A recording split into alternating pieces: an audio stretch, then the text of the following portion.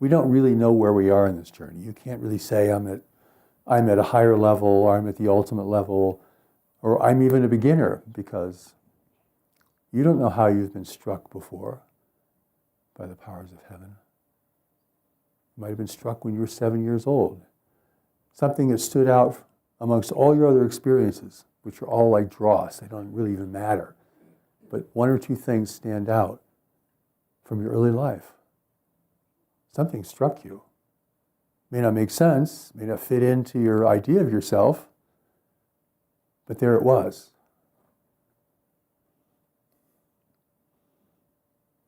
And that will stayed with you. So even being a beginner is hard to tell. Some people who are beginners come to the way of knowledge actually having some real experiences of knowledge. They just don't know they had an experience of knowledge. Other people come filled with spiritual idealism, thinking that knowledge is guiding them at all times, and they're really a beginner.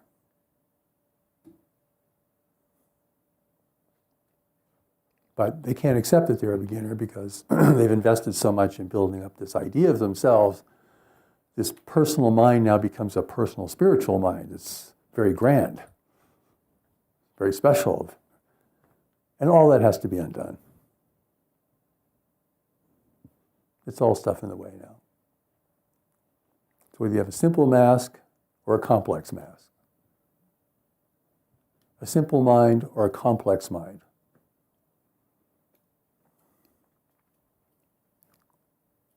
So, we have the intellect, this worldly mind that the world has shaped and we have shaped through our response to it. Then we have the deeper mind, which the new message calls knowledge, which represents the eternal part of you, the part of you that lives beyond time and space. It's connected to your source and to those who sent you into the world to begin with.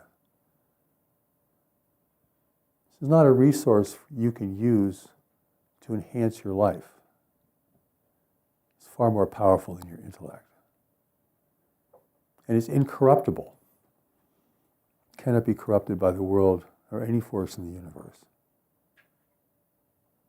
Can anyone really honestly say that they personally cannot be corrupted by any force in the world or force in the universe? But knowledge being beyond our normal definitions, functioning on its own, when its own dynamic, is something that we have a hard time understanding. So we'll talk about understanding as we go forward.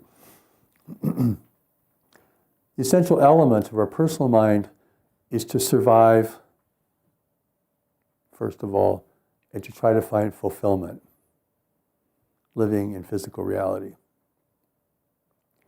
which is very hard to do for an immortal being whose almost entire existence has been outside of physical reality. I'm talking about you.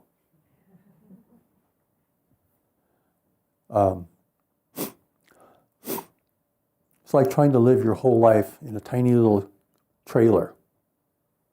You know, kind of trailer that a car pulls. You're going to find all-purpose meaning and direction within this little tiny trailer. You who have lived in the expanse are going to try to now recreate purpose, meaning, and direction in this very constrained and changeable environment.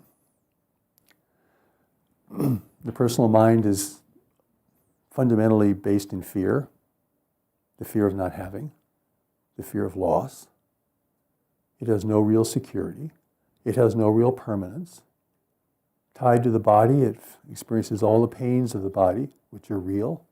It cannot be fully avoided.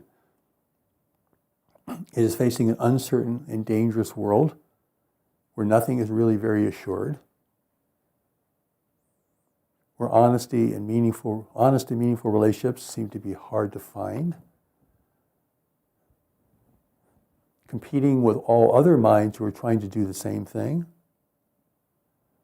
And what you have is a pretty chaotic reality.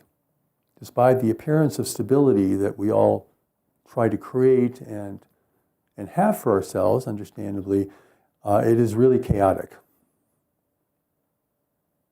This is why you can't create your own reality, because you're living in a reality that everyone else is creating.